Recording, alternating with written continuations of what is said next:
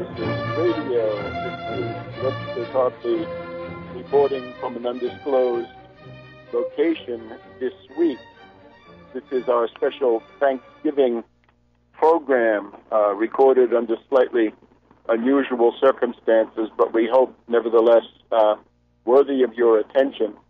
Before we go any further, let me commend to your attention once again Just Too Weird, Bishop Romney and the Mormon Takeover of America, Polygamy, Theocracy, and Subversion.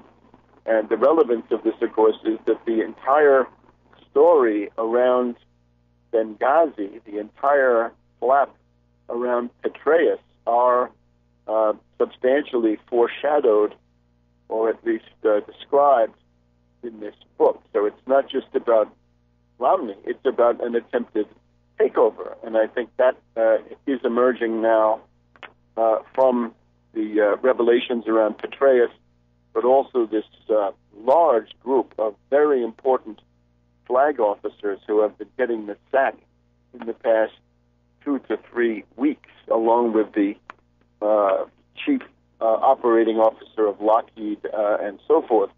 And this can also help us to understand why the expected vote fraud did not materialize, why Karl Rove was left standing empty-handed at the end of the day there on Fox News, trying desperately to keep the door open on Ohio, hoping that his ORCA, O-R-C-A system would kick in, but eventually it didn't. And it seems to me we've just had a really important episode of intelligence warfare, which continues in various forms. So remember, you can get this from Progressive Press of California. It's called Just Too Weird, Bishop Romney and the Mormon Takeover of America with Polygamy, Theocracy, and Subversion. Remember, the ebook costs as little as $6.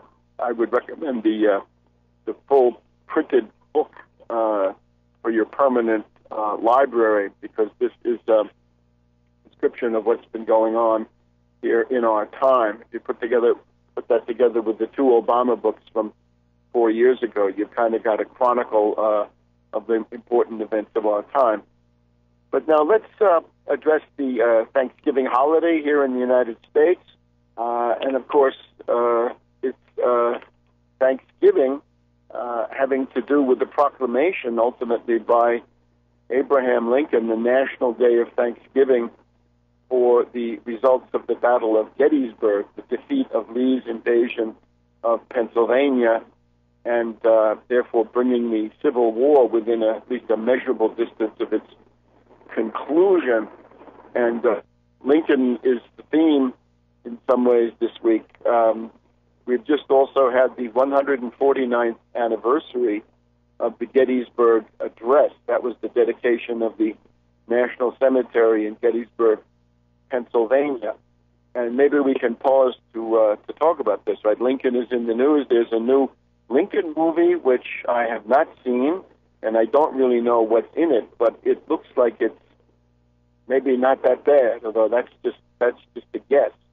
And if somebody of the ilk of Steven Spielberg can come forward with a movie that might be worth seeing, then maybe that's a sign of the times that there might be some hope for improvement on certain fronts.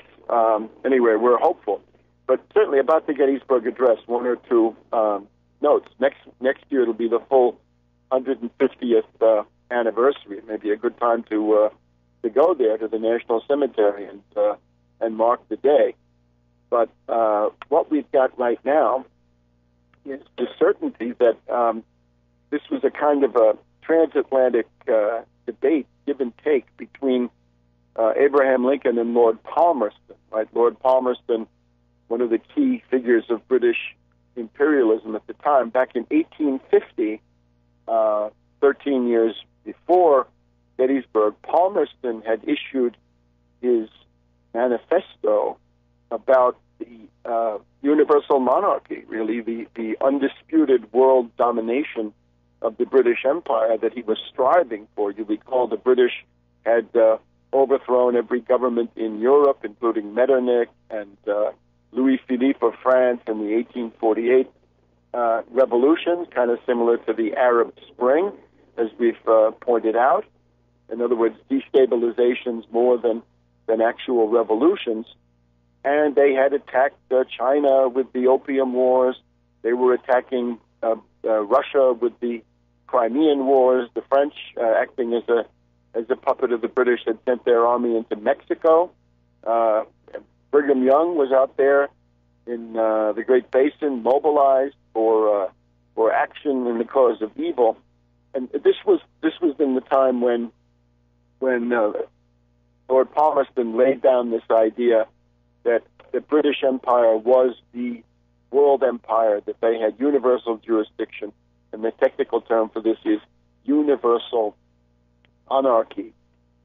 Now, that was 1850, and this is the technical name for this is the Civis Romanus Sum oration by Lord Palmerston, which pointed out the idea that it used to be enough in the time of the apostles, even St. Paul, if you could say, I am a Roman citizen, then you had special privileges anywhere in the world. So Palmerston is trying to say that if you could go and say, I'm a citizen of the British Empire, if I have a British passport, was something that arose in this particular case of this Portuguese merchant who was the subject of the event, that you had special privileges. So that was essentially a manifesto of imperialism coming from Lord Palmerston, who was the one of the principal British imperial operatives of the time, right? Trained by Bentham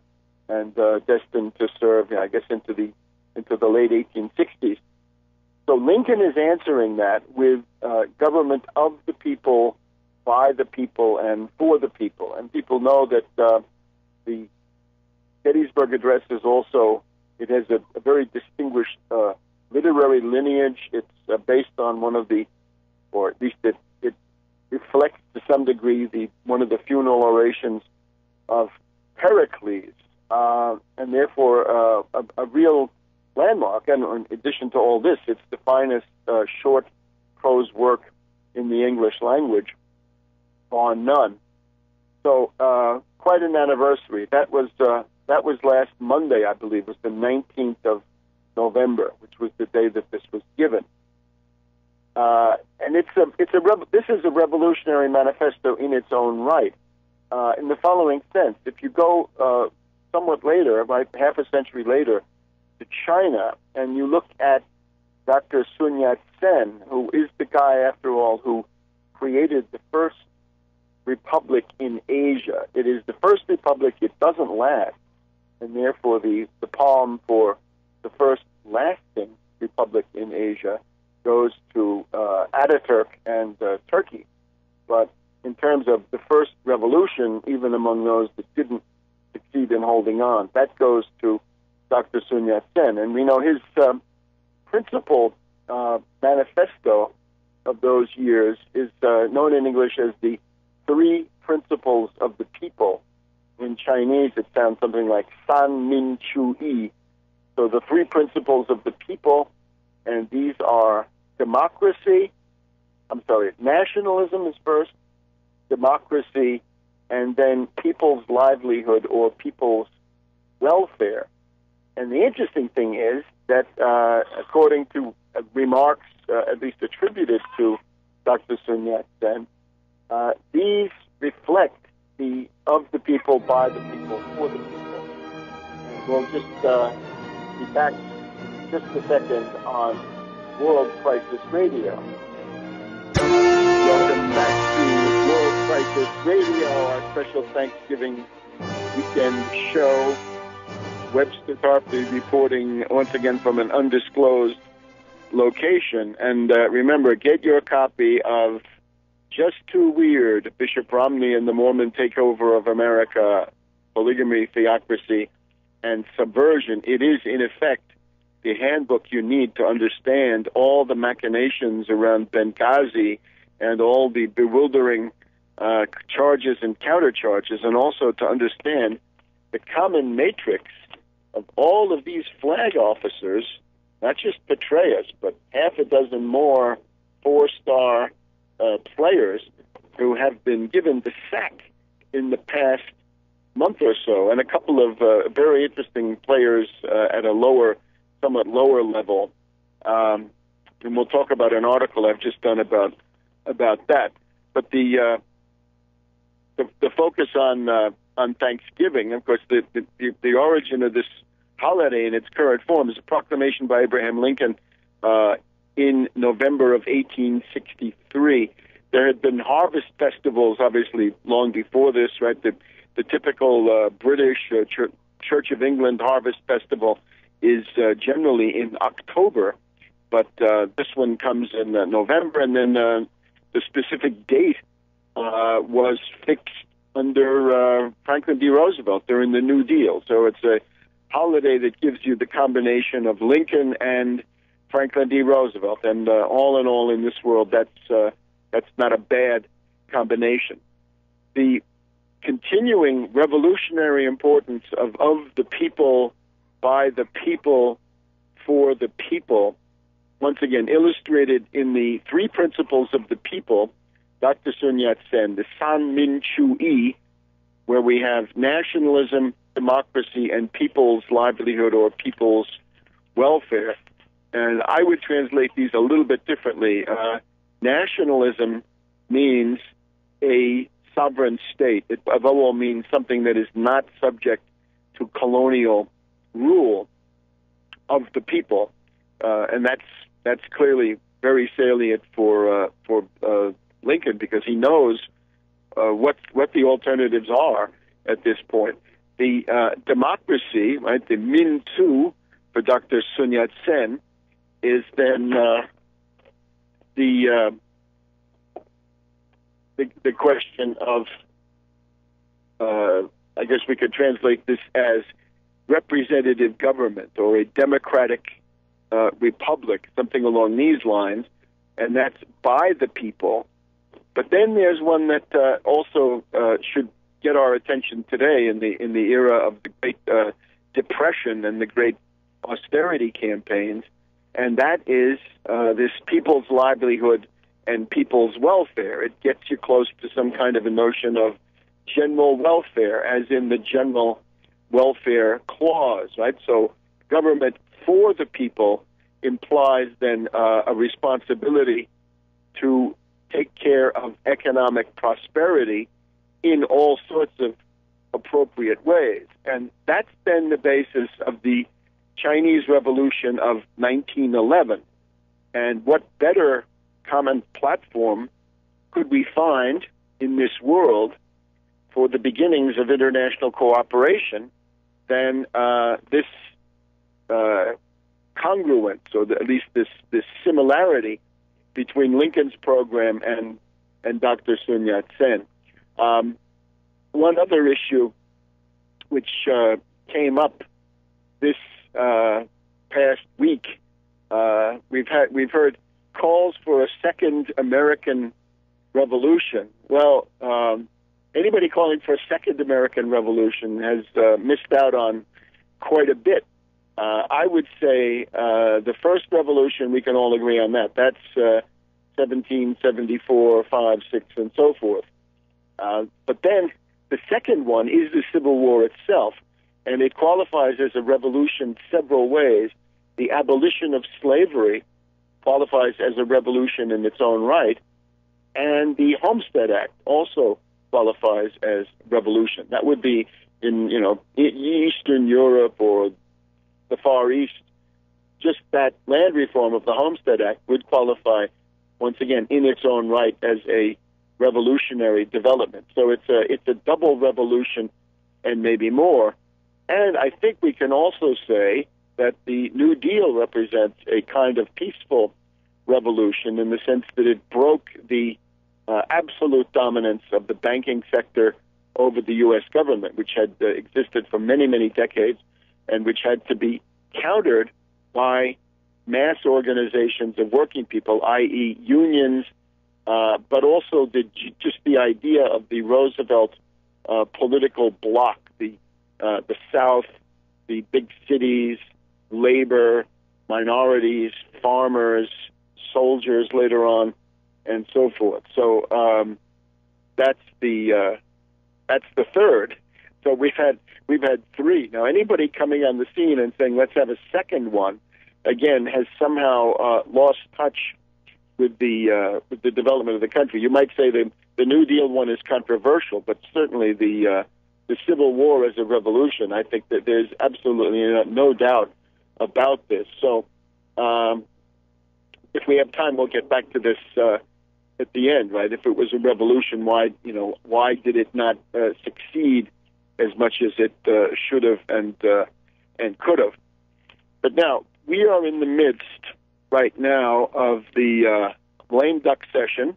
They're back, and they've got about the members of Congress have about 2 weeks of activity ahead of them, or at least about 14 or 15 legislative days. So this takes us all the way into the middle of December, and we're seeing the same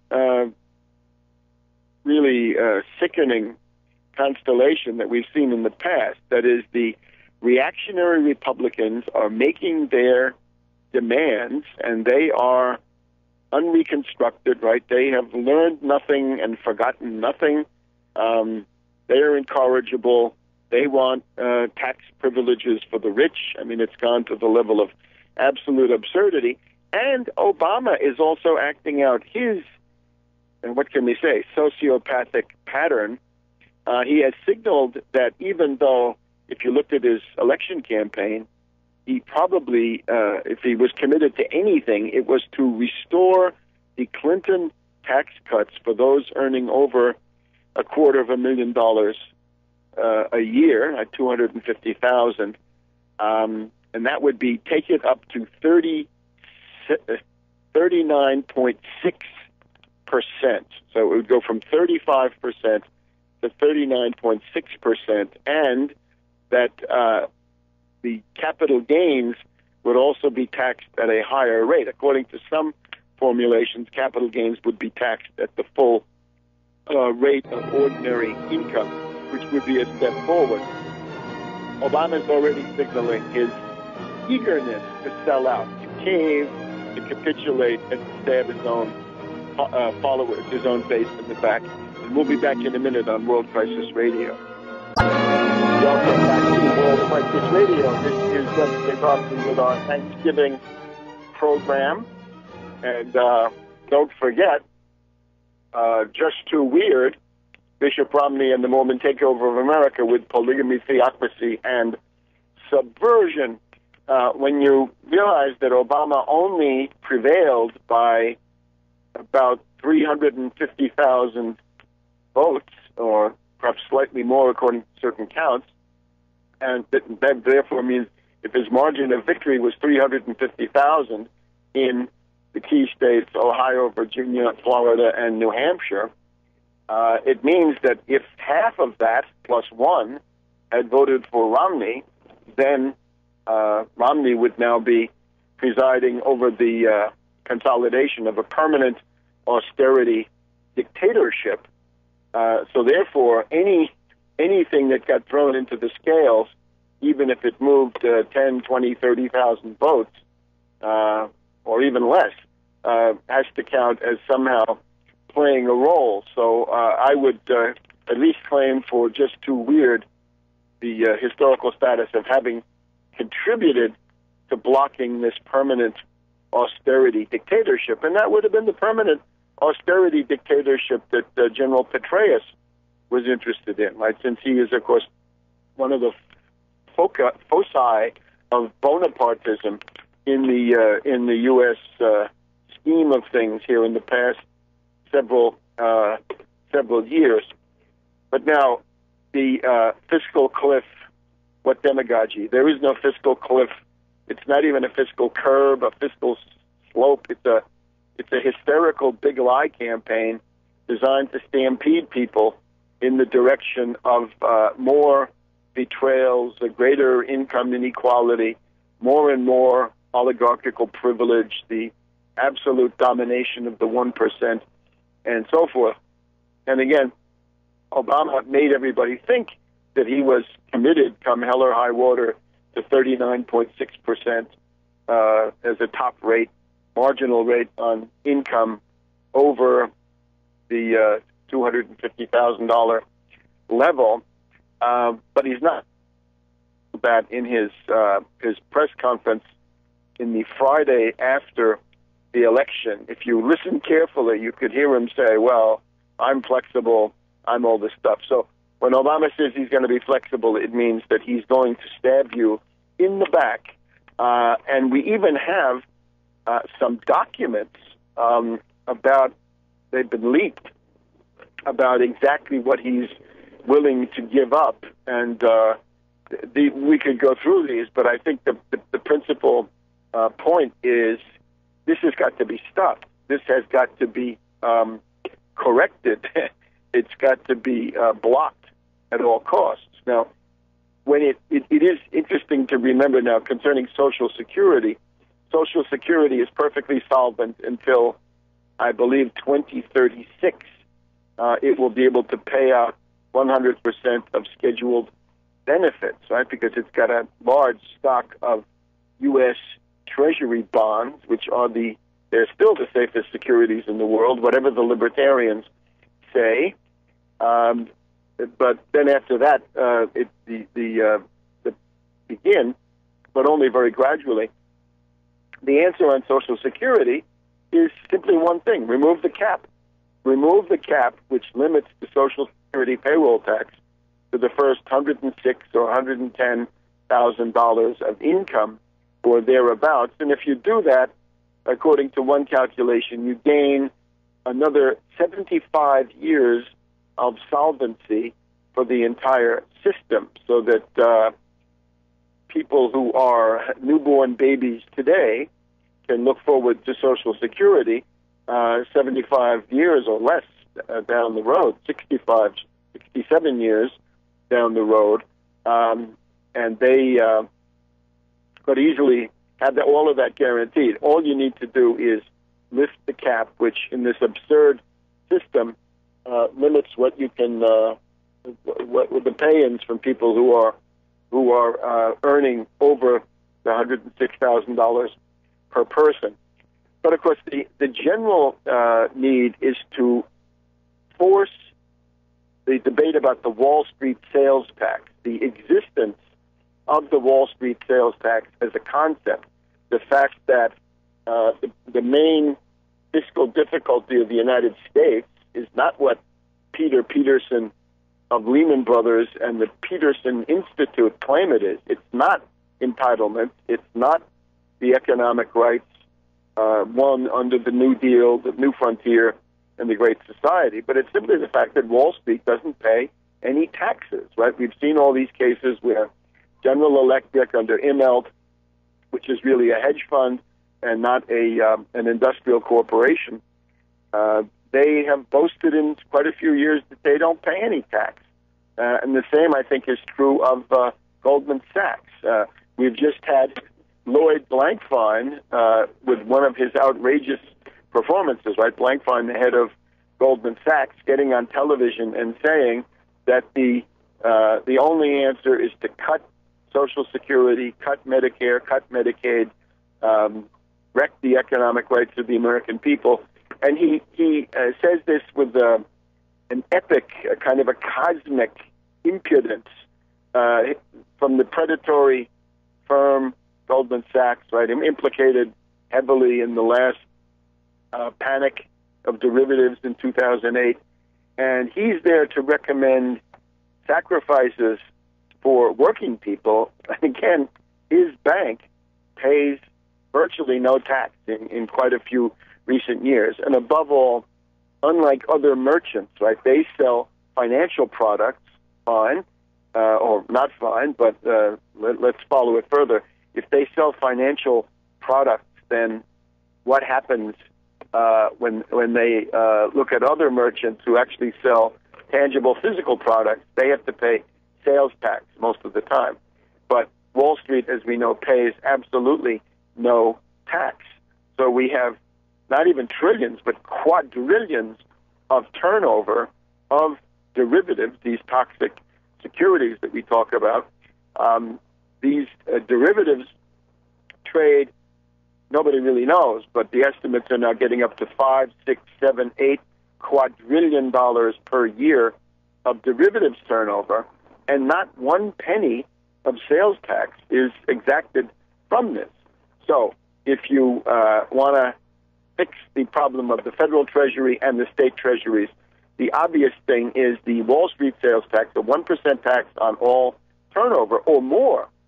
Some people think this is too moderate, right? Some people think that since it's obviously no longer the case that Wall Street is a capital market, it's a gambling casino, has nothing to do with capital. When you're doing 1 million trades per second with a micro, high-frequency trading, flash trading, and so forth, that's not a capital market. That's gambling. So on that, you can exact a sales tax. If you do that, ultimately you've essentially solved the main fiscal problems, so that you can maintain the social safety net intact and even improve it in quite a number of ways, which are absolutely essential. Given that a lot of people won't have any retirement but Social Security, and other people will be relying more and more on Medicare or Medicaid or Obamacare. And the approach we have here to Obamacare, of course, is that since it's there, fight to reform it sort of from within, and using the fact that since it is a government program, you do have some traction to fight for the reform of it. We'll do that another time. But anyway, that's what we've got to inject into this entire absolutely unreal debate in the lame duck session about the fiscal cliff. And we'll be back in just a minute. Welcome back to World Crisis Radio. This is Webster Tarpley with the Thanksgiving program. And we're reminding you, just because the election is over and Romney lost, you still need to get a copy of Just Too Weird, Bishop Romney and the Mormon Takeover of America with Polygamy, Theocracy, and Subversion, because this Benghazi and the hecatomb of generals, right, the night of the generals is going to be with us for quite a while. Very intense intelligence warfare going on. So for that, you've got to get your copy of Just Too Weird. So here we are. We've got the lame duck session, and we can see the way it's going, right? The Republicans, of course, with their cohesiveness, their lockstep, and their enforcing mechanisms. Grover Norquist is screaming that he still dominates the Republican Party, and so forth. Even though some of them are some of the ones who don't have a vote in this. The Jindals and some others of the world pretending to be reasonable. When you go into the House Republican caucus and those characters in those Tea Party gerrymandered districts, they're not going to have a reasonable compromise. These are ideologues. They're fundamentally, they don't believe in reality, and they believe in the oligarchical privilege, right? They've been reading Ayn Rand, and they have the story about the makers and the takers. Yeah, the makers and the takers. The House Republican caucus are a third group. They're known as the fakers. So they are convinced, I think, having made Obama cave at least twice just on these specific tax issues, that he is that he's pathetic, and that you can see if he gives up the 39.6 in advance, this is his really neurotic, psychotic pattern, then once you start surrendering, it never ends.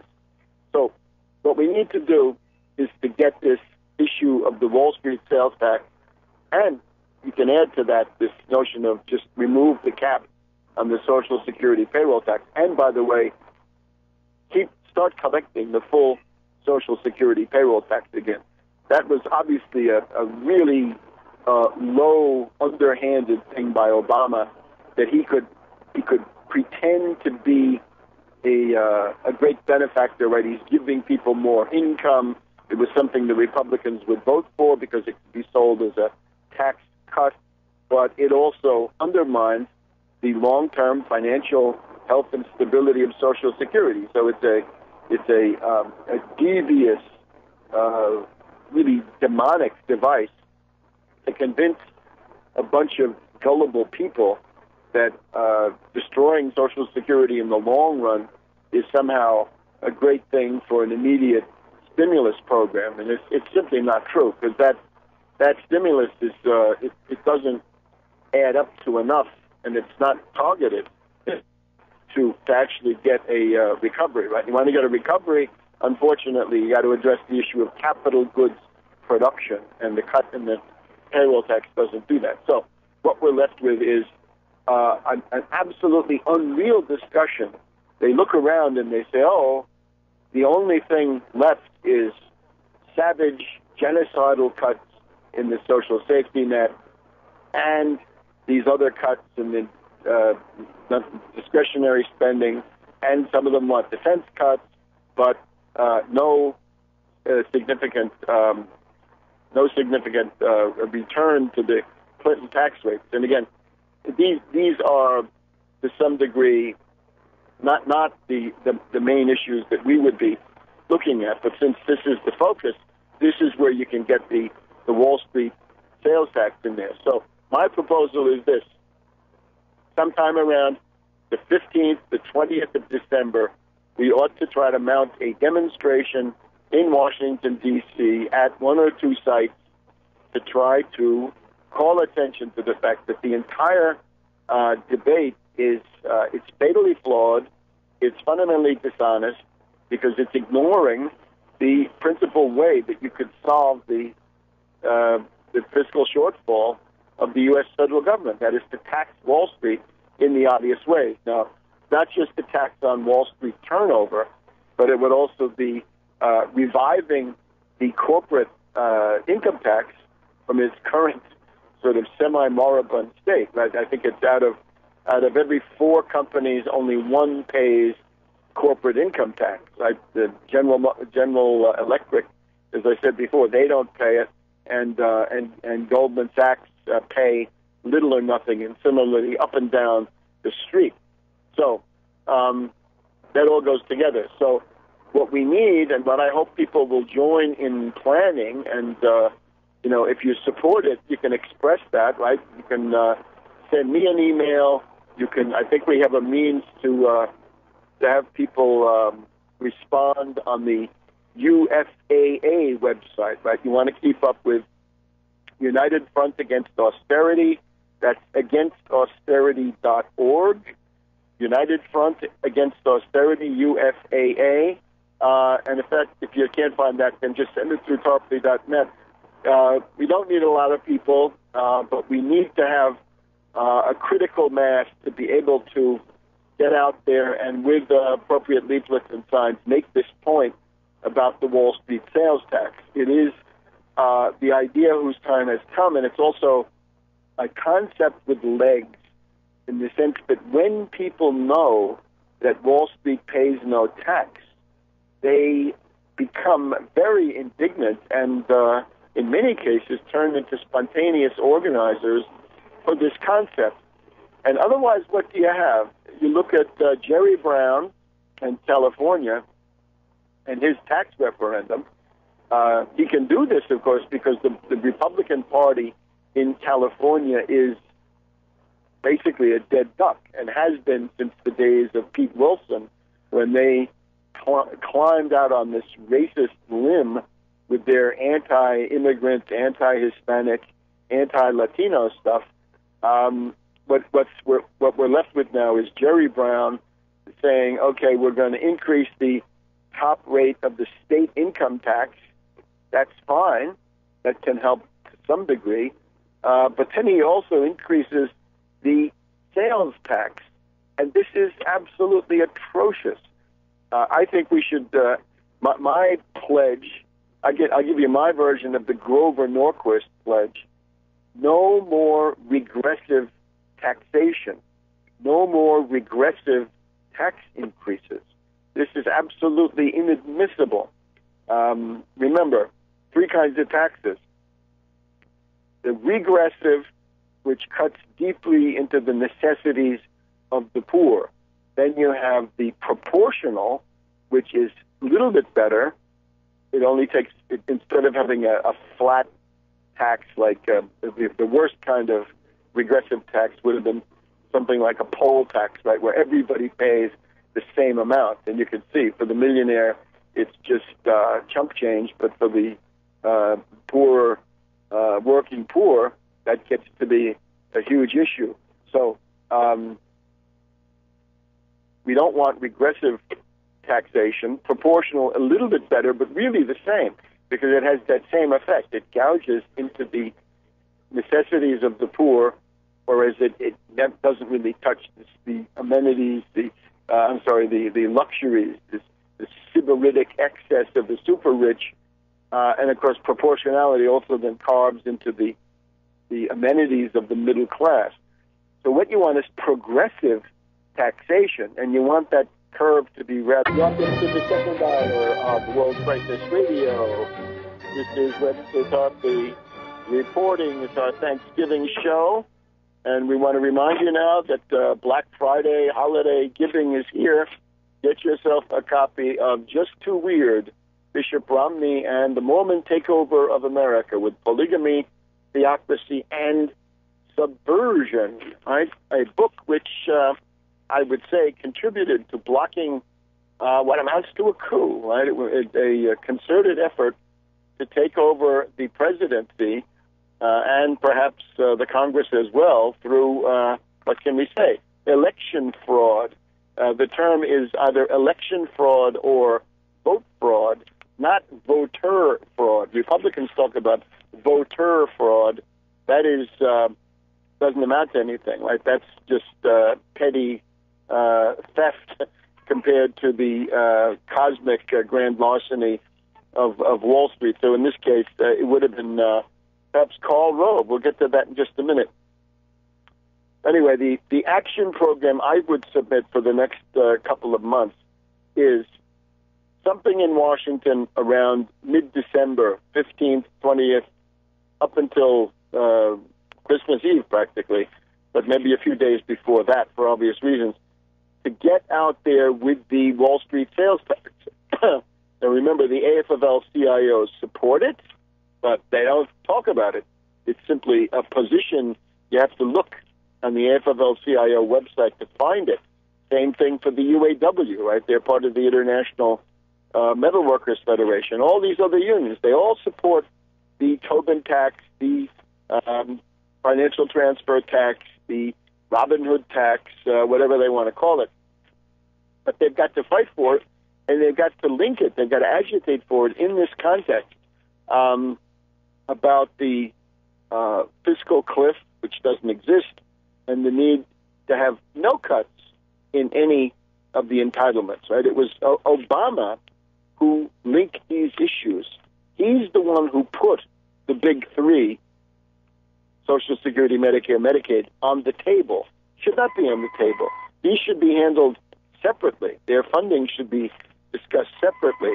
The idea that Social Security has any role at all in the federal deficit is absolutely absurd, and the idea that you can save money by denying people benefits and denying people care and rationing care under Medicare, well, that gets you into violations of the Nuremberg Code very, very rapidly. Because if you deny medical care because it's cheaper, that still leaves you hung up at Nuremberg, so to speak. So all of that's got to get on the table. The other thing then is the inauguration. Inauguration is usually January 20th. This time it's January 21st because the 20th is a Sunday. But this, of course, means that the inauguration coincides more or less with Martin Luther King Day. So here's another occasion to kick off the second term of Obama with a very solemn warning that his sellouts will not be tolerated, and it's got to come to an end. In this context, you can see at least some awareness, some vague timid, half-hearted attempt to get Obama on a short leash. Michael Moore's open letter to Obama. Now, Michael Moore, of course, has a terrible record of refusing to stand up for the truth in many, many contexts. So obviously, as soon as you say Michael Moore, we've got to approach this with a great deal of suspicion. But he has come out with this open letter to Obama where he addresses pretty much this tendency of betrayal, caving, surrendering, stabbing his own base in the back. You get the idea. What I would say is the fact that Obama is a Wall Street puppet and has no intention of ceasing to be a Wall Street puppet, whatever promises he made in the campaign.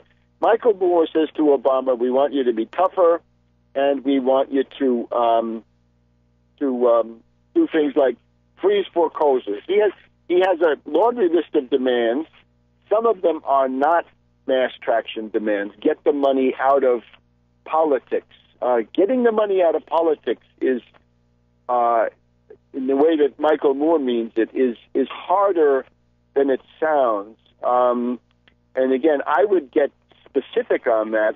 If you want to get the money out of politics as much as you can, what about that 25% tax on the super PACs?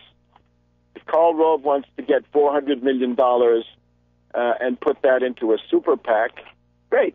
But then let $100 million of it go directly into the federal treasury. So you wouldn't be forbidding, you'd simply be taxing. And as we've seen, the Supreme Court is willing to let you get away with taxing, whereas because they have no argument against it. Whereas if you try to restrict what they would call speech, that's much harder to do. And you've got this Supreme Court sitting there right now, right, with the rats cabal ruling the roost, Roberts, Alito, Thomas, and Scalia. So Michael Moore, it's practically imploring Obama, please don't sell us out again. And I think it's unfortunate the tone that he has. I would suggest to Michael Moore, why don't you make this a lot more punchy? Why don't you talk about the need for a general strike, saying, Obama, we ask that you not sacrifice the social safety net, that you not make all of these unilateral concessions, because if you insist on doing that, well, with a tear in our eye, we're going to have a general strike.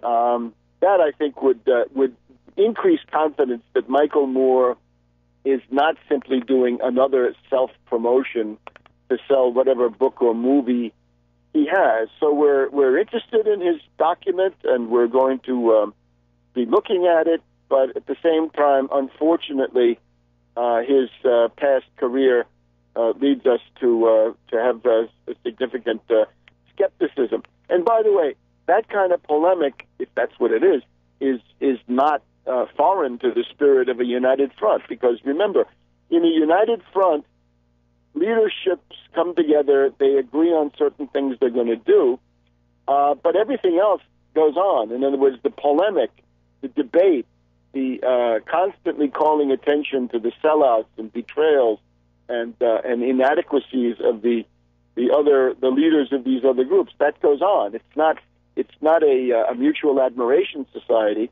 It simply says, we're going to join together to have a demonstration in Washington on the 20th of December, and when we do that, we're going to try to keep the polemic going. But other than that, you maintain a complete free hand. So that's Michael Moore. Then we have other variations of this which are more sinister. Let me invite people to think back. Remember, after November 2006, when the Democrats surprisingly took over the Congress, remember Rahm Emanuel running the Democratic campaign that year, did everything he could to lose that election, and he couldn't do it. And I think it was the 9/11 Truth Movement and the big activities, in particular the Alex Jones Los Angeles 9/11 conference, being on C-SPAN, 20 times in the run-up to that election. It broke the back of Karl Rove's 9/11 mythology, and it opened the door to the Democrats. So they were given that election, even though they did their best to lose it, right, with people like Tammy Duckworth and other warmonger Democrats who talked about finishing the job in Iraq and other nonsense.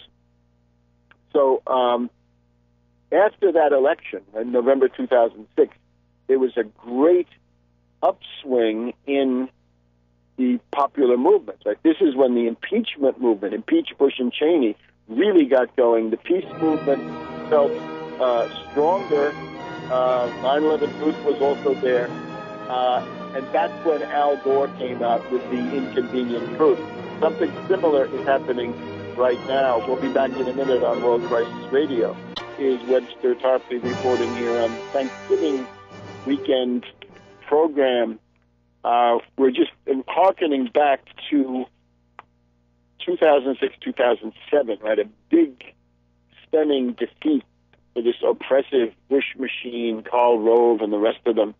And then in the beginning of 2007, the possibility of, radical reforms to do something about the causes of the, at that point, imminent banking crisis, derivatives crisis, right? All kinds of interesting things when you have this majority coming in under somewhat radicalized anti-Bush circumstances. So, strangely enough, at that point, here comes Al Gore with his crackpot movie about an inconvenient truth, and all of a sudden the issue was no longer the impeachment of Bush Cheney, ending the war in Iraq, ending the war in Afghanistan, anti-Wall Street financial reform, improvements in the social safety net, all kinds of other things might have been within reach. And it is a kind of counterinsurgency. In other words, it's very, very obvious that the radical environmentalist movement, especially this cap and trade concept, right, the creation of a speculative market in carbon permits, right, it exists in the European Union. I'm sorry to say it now exists in California as well. It is a disaster. It simply adds another dimension to speculation and financial parasitism. But that is what Al Gore did, to break the momentum, to disorient and fragment the rather clear idea coming out of the 2006 elections that Bush and Cheney must go, Republicans must be ousted, right? Drive them out was a common phrase at the time.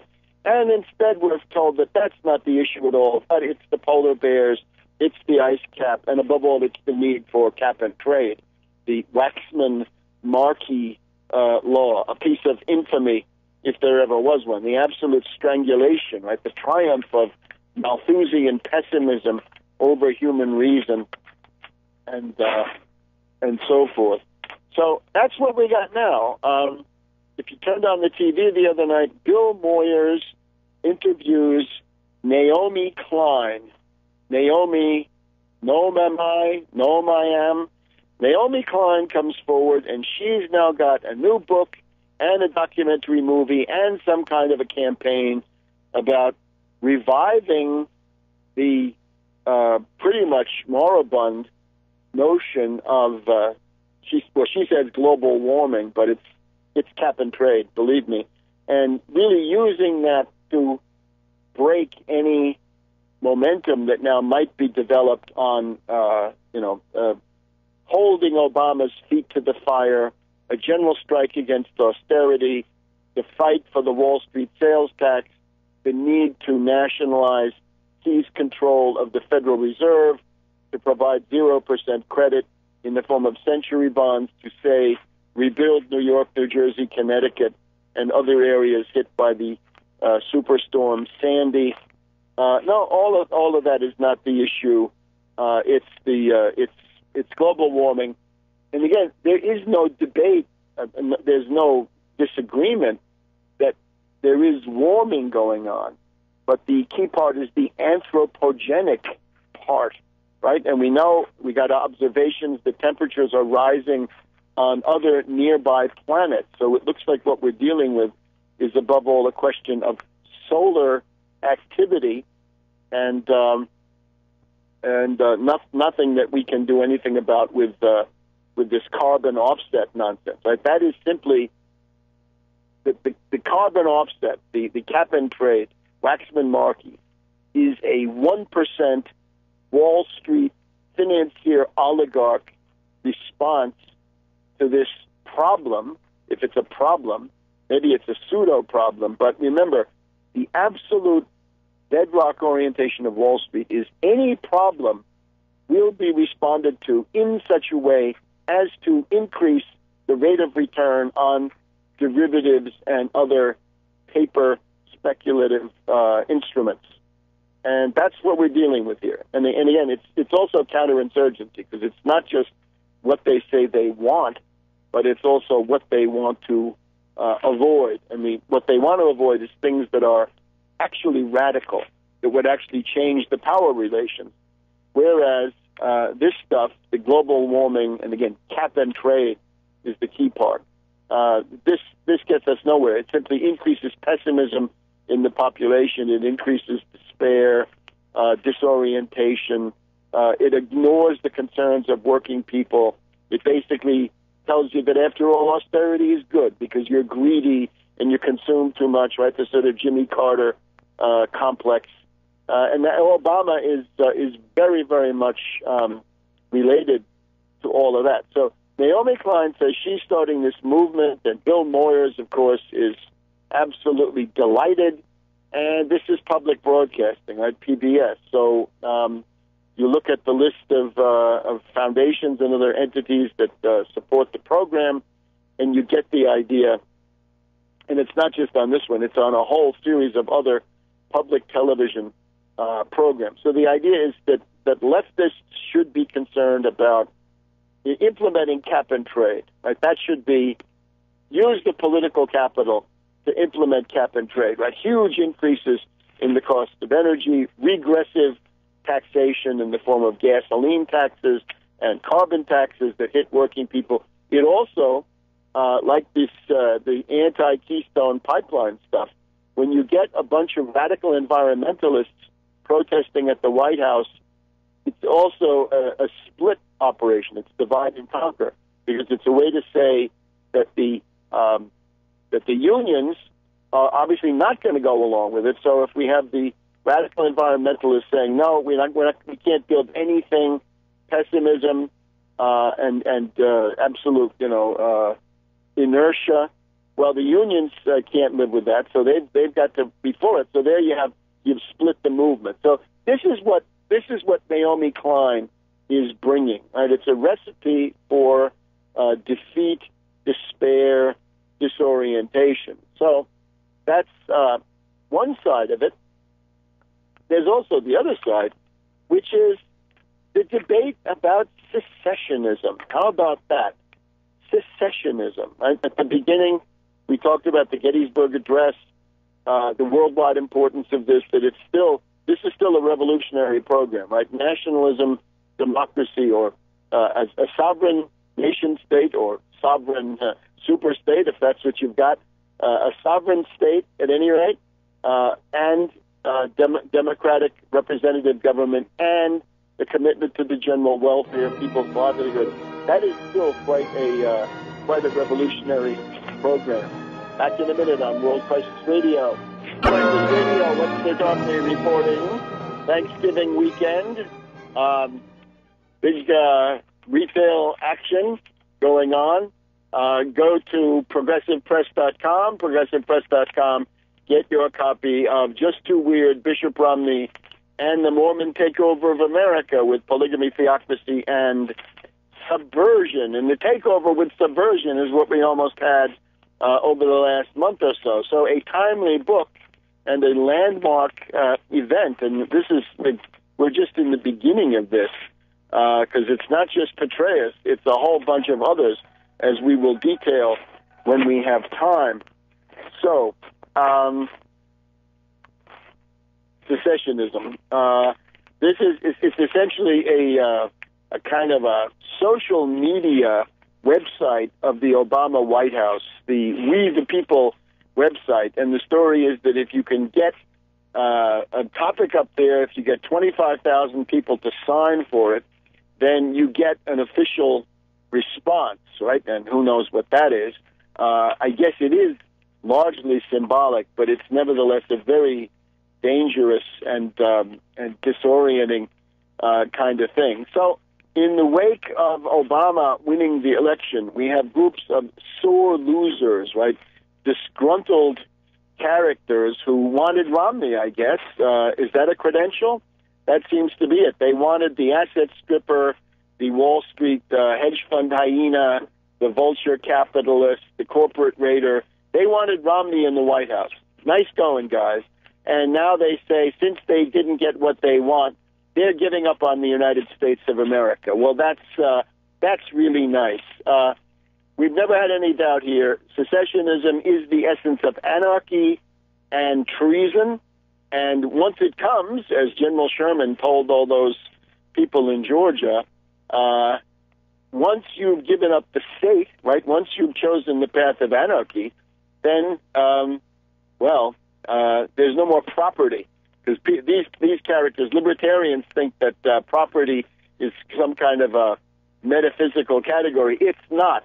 It's the result of having a government, a state, is indispensable. Otherwise, there is no property. There's only the law of the jungle. So the alley-oop caveman economy that would be a free market is one where property doesn't exist. It's the rule of the stronger, right? Faustrecht, the law of the fist and the clenched fist at that. So we get these characters. Now, it's a complete fraud by the Tea Party. It's by something called teaparty.org of California. It's one of the brands of the Tea Party in California is the center of this. They got it going. It's not spontaneous. It's astroturf. It's that somebody got money from some fascist billionaire, right? You can think of some fascist billionaires out there who might be interested in doing this, right? People who maybe gave their money to Karl Rove in the idea that they could get Obama out, and then they find they can't. So they're sore losers, and they want to do something, a kind of a Parthian shot. So they give some money to teaparty.org or 1776 Tea Party, I think it's also called. So they start with this, right? Texas, of course. The last time I looked, it's up to about 700,000 signatures, and some of the states have gone over the 25,000. The usual suspects: Mississippi, Alabama, Texas. These places, unfortunately, have a very characteristic social structure, which is based on local oligarchy. It's based on towns that are dominated by families, and even some of the larger ones retain this feature. What is the peculiarity of the American South that even after the horrible experience of secession and, again, the burning of Atlanta and the burning of Richmond and laying waste to most of Georgia and all of these horrors and hundreds of thousands of dead, people who say that's worth considering to try again, absolutely idiotic. From any point of view, so they're interested in doing that. And what is the point? What's the social structure behind this? If people who are interested in this look at a book by a guy called Cash, like cash as in cash money. It's called The Mind of the South, and it's written at the end of the 1930s. But it's a sociological, ideological profile of what goes into this. And specifically, I would point to the following. Land reform, right? We mentioned land reform before under the question of the American Civil War. If you want to modernize a backward social structure in the terms of the distribution of wealth and power, one of the key things you have to address is land reform. And in much of the United States, right, west of the Mississippi, in the northern latitudes, this is done by the Homestead Act, right, the Moral Act of 1862, which makes provision for education, but it means that you're going to get a farm if you go there and cultivate it. And this, unfortunately, passed the South by. There never was a land reform in the South. And there was an attempt later on by Thaddeus Stevens in the Congress to impose a kind of a land reform. What he wanted to do was to confiscate the estates of the Confederate leaders and then distribute them to the freed men, the freed slaves, and that would have actually done it. But that did not pass because by that time the Wall Street group had taken over. Right, Jay Cooke of Philadelphia, the sort of patriotic financier, had been wiped out. The House of Morgan, the Belmonts, the Astors were dominant once again, and they made sure that the Reconstruction was aborted. And it also meant that for a lot of people in the North, a lot of the moneyed classes, the question of Southern Reconstruction was very quickly eclipsed by labor struggle. Right, that the class struggle in the North moved to center stage for a lot of them, so they lost interest in carrying through on Reconstruction. So you're left with this, and this is what you get with this obsession with secessionism. And again, it's the Brigham Young double think, right?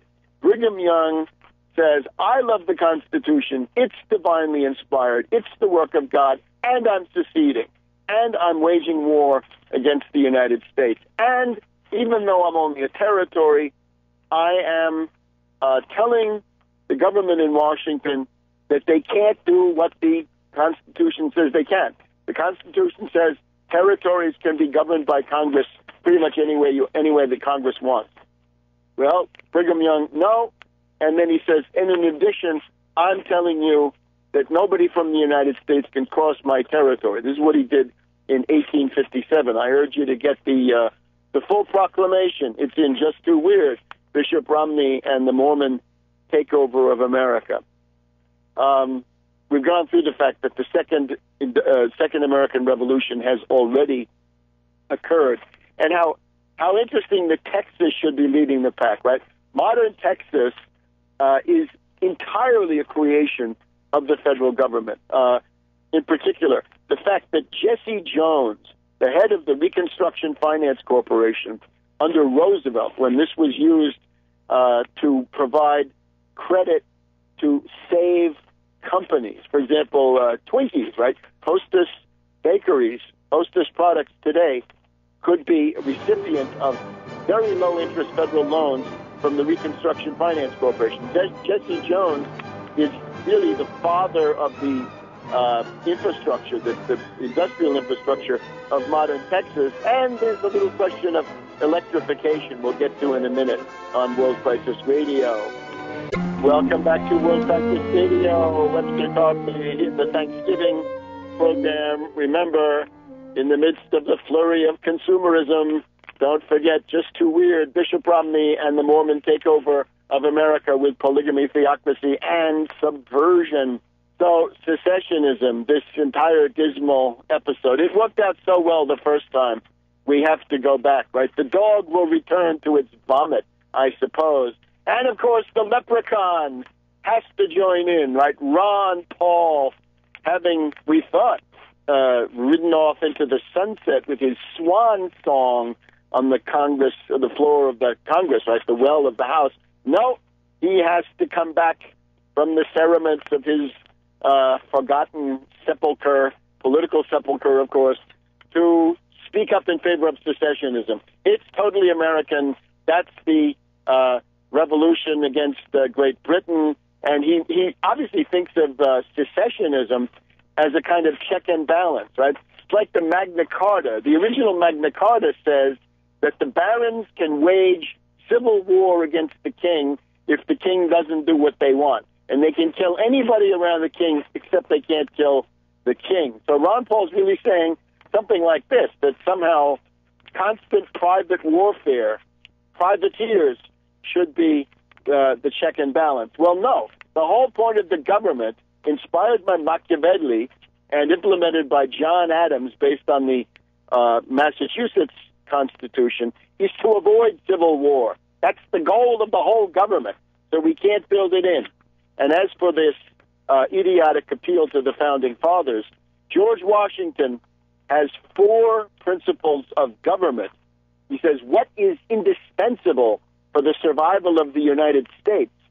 Point 1, an indissoluble union of the states under one federal head. An indissoluble union of the states under one federal head. I've just done an article about all of this.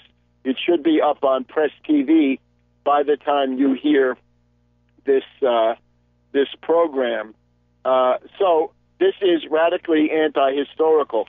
And I'm afraid people who jump on this, where are you headed? Where are you going? What kind of company will you find yourself with? Look at the array of sociopaths who are going to be interested in secessionism. Now, if you listen to Ron Paul, he also says he doesn't advocate secessionism. After Appomattox, he seems to say secessionism is a dead letter.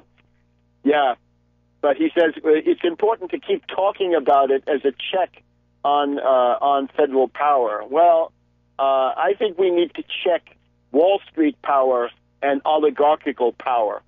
And remember, the secessionism is the essence of the New World Order. It is the essence. It's the nerve and fist of the New World Order. You're talking secessionism. You're serving the New World Order. You're a traitor or a dupe working for the New World Order, what they call the New World Order anyway.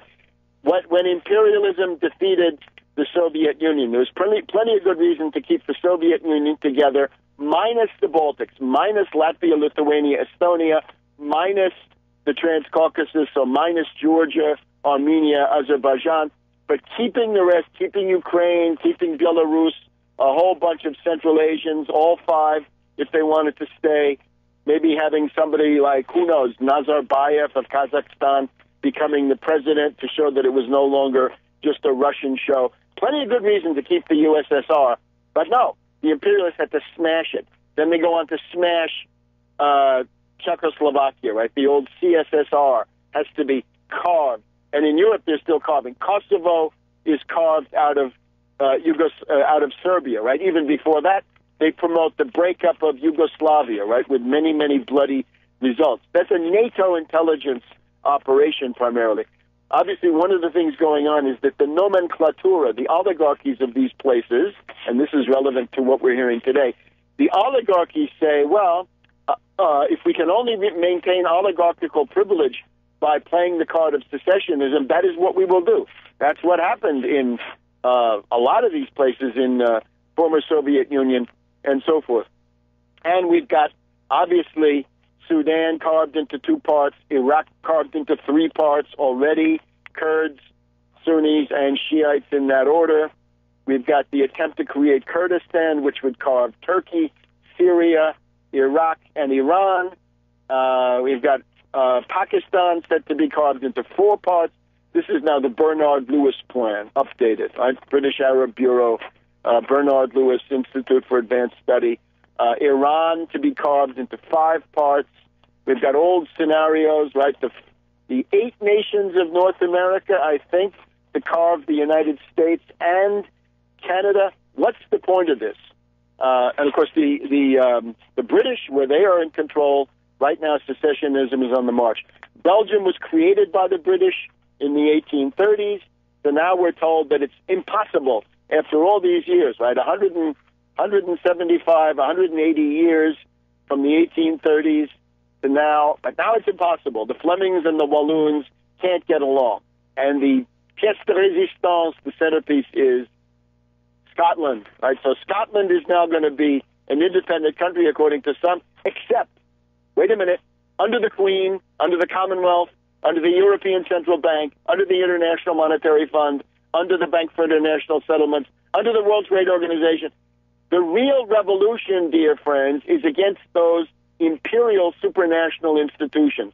The essence of the empire is the empire at the top, everything I just said, plus NATO, and then no nation states, they're all gone, and then these petty, squabbling little regional entities, the microstates and mini-states in Brzezinski's terminology, the rump states, the failed states, the results of partition studies, as the Soros people like to call it, and so forth. Isn't it obvious? And when Ron Paul went to the well of the House and said there is nothing to fear from globalism, universal free trade, and a single world currency, he's talking about the destruction of the nation state. And how ironic, right? It's the 712th anniversary of the arrival of the Emperor Henry of Luxembourg in Milan, where he created, with the help of Dante, the Visconti power in Milan, which then became the prototype of the modern state between 1310 and about 1400. That's where the modern state intervenes. And the modern state, the potentialities of the modern state have not been exhausted. It is still the best way to fight those imperial institutions that I have mentioned. The European community, European Union, is in a separate category, I would say, because it can be seen as a kind of Articles of Confederation for a future united Europe. This is not quite the same thing. But as for speculation, anybody who does this has to be confronted. Anybody who talks this nonsense has to be confronted with the fact that they are doing the work of the New World Order. Now, in addition, take a look at Tarpley.net once again. Big article about the Petraeus affair. Not just Petraeus, it's General Ham of AFRICOM sacked, General Ward, his predecessor at AFRICOM sacked, Stavridis, the admiral who heads up NATO, on his way out, Allen, the current Afghan commander, on his way to become the head of NATO under a cloud, O'Reilly, the head of the Missile Defense Agency, ousted, the Lockheed guy, many others, right? We've gone through all of that in the previous week. But here's the thing now, Orca, the coup, we finally got an explanation for something that had puzzled me. Why was there no vote fraud? If Tag Romney spent all that money with those other Bain Capital investors to buy the machines, where did it go? Somehow it is that this breaking up of the network among the flag officers has opened the gates to a counterattack against ORCA, O-R-C-A, presumably Rogue's vehicle for hacking into the voting machines for the desired result we saw in Ohio in 2004. And then Anonymous claims that they did it. Well, Anonymous is simply any intelligence faction that wants to act with anonymity. So take a look at that article. It's on Tarpley.net along with everything else. Tarpley.net. And we'll see you next week. Happy Thanksgiving to all. And ponder what I said about the continuing political importance of the Gettysburg Address. See you next week.